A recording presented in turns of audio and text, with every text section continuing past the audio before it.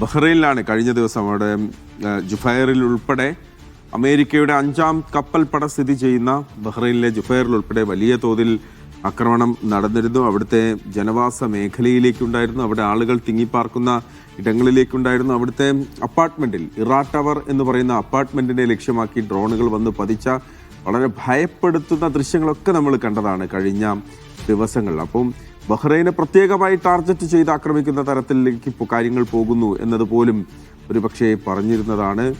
India ഉൾപ്പെടെയുള്ള രാജ്യങ്ങൾ Bahrain ഐക്യദാർഢ്യം പ്രഖ്യാപിക്കുകയും ബഹ്റൈനിലെ ഭരണാധികാരികളുമായി സംസാരിക്കുകയും അവർക്കൊപ്പമുണ്ട് എന്നുള്ള വാക്ക് കൊടുക്കുകയും ഒക്കെ ചെയ്തതാണ്. പക്ഷേ അതിൽ നിന്നൊക്കെ ഇന്നത്തെ ദിവസം വളരെ ആശ്വാസം നൽകുന്ന ഒരു കാര്യമാണ്. വലിയ പ്രശ്നങ്ങൾ ഉണ്ടായിട്ടില്ല, വലിയ ആക്രമണങ്ങൾ ഉണ്ടായിട്ടില്ല എന്നുള്ളതാണ്. ഷെഫി തുടരുന്നുണ്ട്. ഷെഫി, ബഹ്റൈനിൽ സാധാരണ നിലയിലേക്ക് ജനജീവിതം മാറുന്നു എന്നുള്ളത് വലിയ പ്രതീക്ഷ നൽകുന്ന ഒരു കാര്യമാണ്.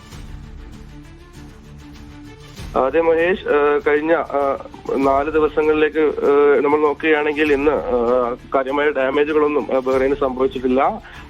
ബഹ്റൈന്റെ പ്രതിരോധ സേന 70-ലധികം മിസൈലുകളും ഡ്രോണുകളും പ്രതിരോധിച്ചിട്ടുണ്ട്. അതുപോലെ തന്നെ കാര്യമായ കേന്ദ്രങ്ങളിലൊന്നും ആക്രമണം നടന്നിട്ടില്ല എന്നുള്ള ഉറപ്പുകൂടി സുരക്ഷാ സേന നൽകിയിട്ടുണ്ട്. ജനജീവിതം ഇവിടെ സാധാരണ നിലയിലേക്ക് വന്നെത്തിയിട്ടുണ്ട്. ആളുകളുടെ ആശങ്ക ഏതാണ്ട് ഒഴിഞ്ഞിട്ടുണ്ട് എന്ന് തന്നെ പറയാം. ആളുകളുടെ ആശങ്ക പരിഹരിക്കാൻ വേണ്ടി ഇന്ന് ബഹ്റൈൻ കിരീടാവകാശി Prince Salman bin Hamad Al ഖലീഫ തന്നെ നേരിട്ട് ആളുകളിലേക്ക് എത്തുന്ന ഒരു അവസ്ഥയും ഉണ്ടായിട്ടുണ്ട്.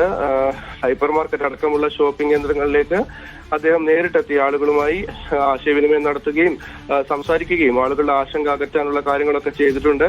അതുപോലെ തന്നെ ബഹ്റൈൻ സുരക്ഷിതമാണ് എന്നുള്ളൊരു ഉറപ്പ് ആളുകളുടെ അടുത്ത് നേരിട്ടെത്തി അദ്ദേഹം നൽകുന്ന ഒരു കാഴ്ചയും ഇന്ന് ബഹ്റൈനിൽ നിന്ന് കാണാൻ സാധിച്ചിട്ടുണ്ട്.